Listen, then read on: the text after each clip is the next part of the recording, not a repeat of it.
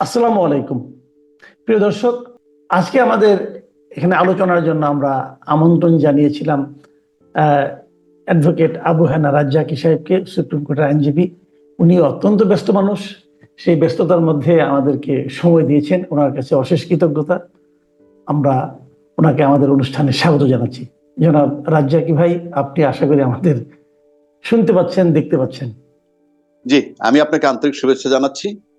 আমরা সরাসরি আলোচনায় চলে আসি। দেশের এখন যে অবস্থা, নানা ধরনের কথাবার্তা কিন্তু এখন হচ্ছে এবং প্রতিদিনই আমরা দেখছি যেন একটা মানে মানে কি বলবো, আপনার প্রত্যাশা প্রত্যাশা ভঙ্গের বেদনা, অথবা আরো বেশি প্রত্যাশা, অথবা একজনের বিরুদ্ধে এক ধরনের নিঃশেষ করে দেওয়ার একটা প্রবণতা। এই যে এক ধরনের রাজনীতি চলছে, রাজনীতিহীনতার রাজনীতি, এটা আলটিমেটলি কোন পর্যায়ে যাবে আমরা বুঝতে পারছি না।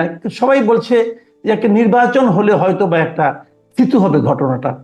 এখন নির্বাচন নিয়েও নানা কথা হচ্ছে। এখন আপনি যে অবস্থা দেখছেন, আপনি সেই নির্বাচন নিয়ে কতটুকু প্রত্যাশা করেন? নির্বাচনটা কি ভালো হবে বলে মনে করেন? এটা কি পর্যাপ্ত সময় হলো? আবার যে সংস্কারের কথা বলা হচ্ছে, সেই সংস্কার কি তাহলে হবে এর মধ্যে? এগুলো নিয়ে আপনার মূল্যায়নটা কি, সব মিলিয়ে একটা প্রাথমিক মূল্যায়ন শুনি ছোট করে। আচ্ছা, ধন্যবাদ মাসুদ ভাই আপনাকে। আসলে দেখেন, এই যে সংস্কার যেটা হচ্ছে, সংস্কার রাজনীতিবিদদের যে ভাষাটা, সংস্কার নাকি একটা চলমান প্রক্রিয়া।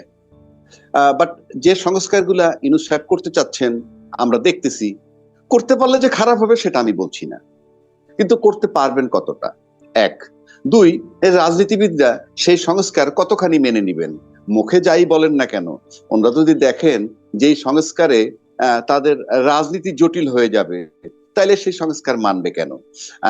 ইতিমধ্যে সংস্কারের টোটালটা না পাওয়া গেলেও আমরা যা কিছু পাইছি, তাতে তো মনে হয় যে আগে যেভাবে নির্বাচনগুলো খুব সহজ সরলীকরণ ভাবে হইতো, সেখান থেকে একটু ব্যত্যয় হবে। সুতরাং এটা মানবে কেন? এখন তো দেখছি সম্প্রতি মির্জা আব্বাস সাহেব কি বলছেন, আমরা এই সংস্কারই মানি না, কথার কথা। এক নম্বর। দুই নম্বর হলো, সংস্কার করে যাই করেন না কেন, if anybody gets 2/3 majority, it can be change at any moment.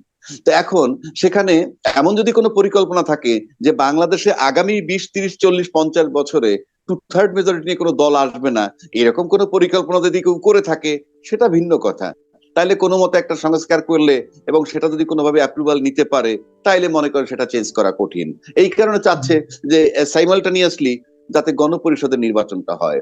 এখন গণপরিষদ বলতে কি, এটা অনেক বড় ব্যাপক অর্থ। সংক্ষেপে যদি বলি যে এই একই নির্বাচনে যারা এমপি হবে, কথার কথা, সেই এমপি 300 জন এমপি, সেই 300 জন এমপি এক জায়গায় বসে গণপরিষদ হিসেবে তার থেকে একটা ট্রিটমেন্ট দিবে এবং তারা এই সংবিধানটাকে অ্যাপ্রুভ করে ফেললো। তারপরে এরাই গিয়ে আবার পার্লামেন্টে বসবে, বসার পর ওই সংবিধানের আলোকে চলতে থাকবে। ওয়ান্স ইট ইজ অ্যাকসেপ্টেড পার্লামেন্টে এবং গণপরিষদ, তখন বাতিল হয়ে যাবে, গণপরিষদের ফাংশনটা থাকবে এখানে না। আমি একটা কথা বলি আপনাকে, আমি একটু থামাচ্ছি আপনাকে, আমি একটু বোঝার জন্য।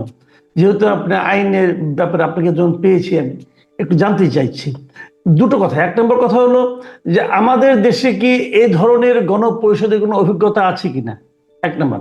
দু নম্বর কথা হলো, যদি গণপরিষদ, যে লোকটা গণপরিষদের সদস্য হচ্ছেন, সেই লোকটাই সংসদ সদস্য হচ্ছেন একই সঙ্গে, এবং উনি গণপরিষদের সদস্য হিসেবে সংবিধানটাকে অ্যাপ্রুভ করে দেওয়ার পর তারপর ওনার কাজ শেষ, ওনার দায়িত্ব শেষ, তারপরে সংবিধান চলবে, সংসদ চলবে, তাহলে গণপরিষদে আলাদা ওই অল্প সময়ের জন্য নাম দেওয়ার প্রয়োজনীয়তাটা কোথায়?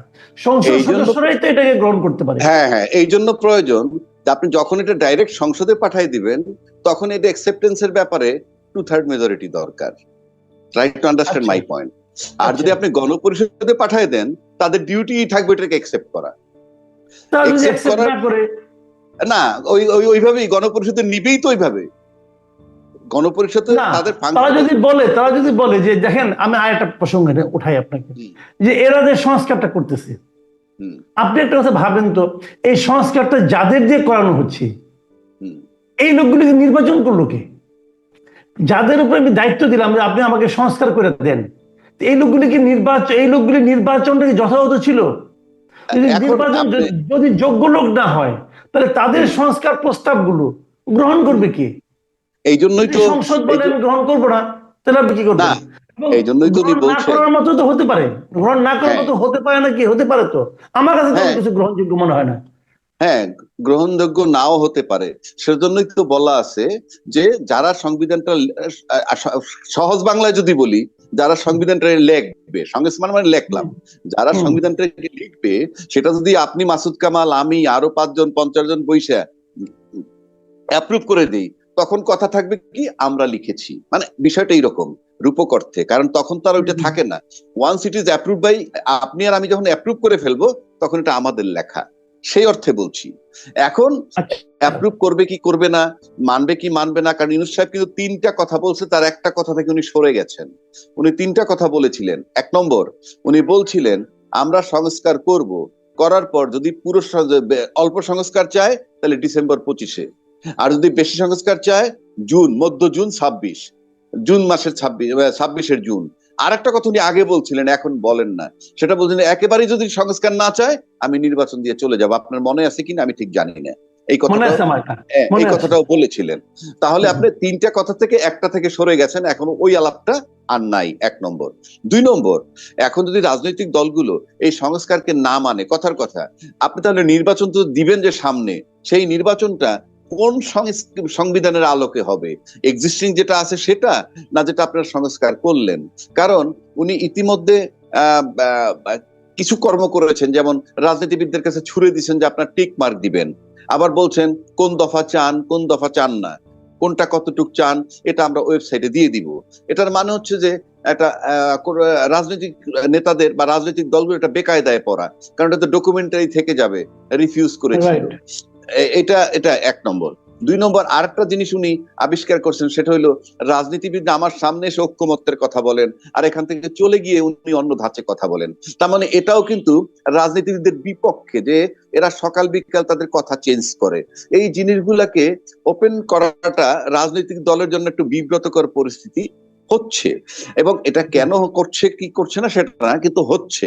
তো সেই দৃষ্টিকোণ থেকে আমি সামনের নির্বাচনটাকে আমি একটু ভিন্নভাবে দেখতে চাই। সেটা হলো সামনের নির্বাচনে আমি দেখতেছি আপনার দুটো শক্তি বলতে আমি আপনাকে যেটা মিন করতে চাচ্ছি, একটা শক্তি বলতেছে সংস্কার, বিচার, তারপরে নির্বাচন। আর একটা শক্তি কি বলছে, আর একটা শক্তি বলতেছে সংস্কার, কিন্তু সেই সংস্কারটা খুব জোরালো ভাবে বলে না। হ্যাঁ, যেটুকু সংস্কার করা দরকার ধরে নির্বাচন দেন। তারপরে নির্বাচনের ক্ষেত্রে এক পক্ষ বলে স্থানীয় নির্বাচন আগে, আর এক পক্ষ বলে সংসদ নির্বাচন আগে। তাহলে এই একটা কিন্তু দাবি থেকে যাচ্ছে, এই দাবি না মানার ব্যাপার আছে। অর্থাৎ আপনি নির্বাচনের তফসিল দিয়ে দিলেন, এখন আমরা যারা সংস্কার বা বিচার আগে চাচ্ছি, কথার কথা আমরা বলবো যে এই নির্বাচন মানি না। আর যারা বলবে যে আমরা স্থানীয় সরকার নির্বাচন আগে চাই, তাইলে বড় দল যে আছে যারা সংসদ নির্বাচন চায়, তারা বলবে আমরা এই নির্বাচন মানি না। তাহলে কিন্তু একটা কনফ্লিক্টের দিকে যাচ্ছে। তাহলে হবেটা কি? সেটাই বলছি, হ্যাঁ সেটাই বলছি। এখন আপনি এই যে কনফ্লিক্টের যে জায়গাটা, যে দুইটা শক্তির কথা বললাম, এই দুইটা শক্তিকে আপনি যদি ব্যাখ্যা করেন, আমার মতো যদি ব্যাখ্যা করি, তাহলে এই যে শক্তিটা এখন নতুন শক্তি তৈরি হয়েছে, ছাত্রদের থেকে ফর্ম নিয়ে যারা পার্টি করলো, জাতীয় নাগরিক পার্টি, এরা কিন্তু ভোটের রাজনীতিতে দুর্বল, ভোটের ব্যাপারে তারা কোনো ভালো অবস্থানে যেতে পারেনি। কিন্তু রাজনীতিতে তো দুইটা পর্ব কাজ করে, একটা হলো ভোটের ব্যাপারে কারা শক্তিশালী, আর একটা হলো মাঠে কারা শক্তিশালী। তো মাঠে কারা শক্তিশালী যদি দেখি, আমার কাছে আপাত দৃষ্টিতে মনে হচ্ছে ওই যে নতুন দল যারা করছে তারা কিছুটা শক্তিশালী আমার কাছে মনে হচ্ছে। মাঠে না প্রশাসনের কাছে, সরকারের কাছে? আমি বলতেছি মাঠে বলতে কিরকম, আমি বলি আপনাকে, আমরা সামনে না আওয়াজে না, আমি বলছি আপনার সামনে যাদেরকে দেখতেছেন, আমার নিজের ব্যাখ্যাটা বলতেছি। আপনি যদি একটু পিছন দিকে যাই, যে বিডিআর হত্যা হইলো 57 জন, মনে করেন এই যে 57 জন অফিসার, তারা কিন্তু ওই যে সরকারটা পতিত হয়েছে তাদেরকে দোষারোপ করতেছে, এবং অ্যাবসলিউটলি তাদের দায়। তাহলে এই 57 জন অফিসারের প্রত্যেকের যদি মাত্র 2টা করে অফিসার কোর ভ্যালুর এখনো যদি আর্মির মধ্যে থেকে থাকে, আছে না, যেমন আপনার জন্য এমন 2টা সাংবাদিক থাকতে পারে, মাসুদ কামালের জন্য জান দিয়ে দিবে। তো এইরকম 2টা করে অফিসার থাকলে কিন্তু 57 দুগুণে কত হয়, 114টা অফিসার আছে। এবং এই 114টা অফিসার কিন্তু মানসিক ভাবে ওই ফ্যাসিজম বিরোধী শক্তির সাথে থাকবে, আমি যেটা আপনাকে মিন করতে চাচ্ছি। সেকেন্ড আসেন, সেকেন্ড আসেন, সেনাকুঞ্জে যখন গেল বিডিআর কিলিং এর পর, সেখানে কিন্তু ক্ষোভ প্রকাশ করছে বহু অফিসার। তার বদৌলতে আমি জানি 1.5 শতাধিকের বেশি লোকও চাকরি হারাইছে। এবং সেই 1.5 শতাধিক অফিসার যারা চাকরি হারাইছে, তারা কিন্তু ডেফিনেটলি মানসিকভাবে ওই শক্তিটার পিছনে থাকবে। পাশাপাশি ওই যে 150 অফিসার যার কথা বলছি, তাদেরও কোর ভ্যালুর যদি এক একজনের 2 জন করে থেকে থাকে, 300 অফিসার আর্মিতে আছে। এখন তার ফলে কি হইছে, আপনি আর্মির ভিতরেও কিন্তু আপনার এই ফ্যাসিজম বিরোধী শক্তির পক্ষে বিপক্ষে পাবেন। এটা আমার ধারণা। প্রকাশ করবে কি করবে না সেটা ভিন্ন কথা।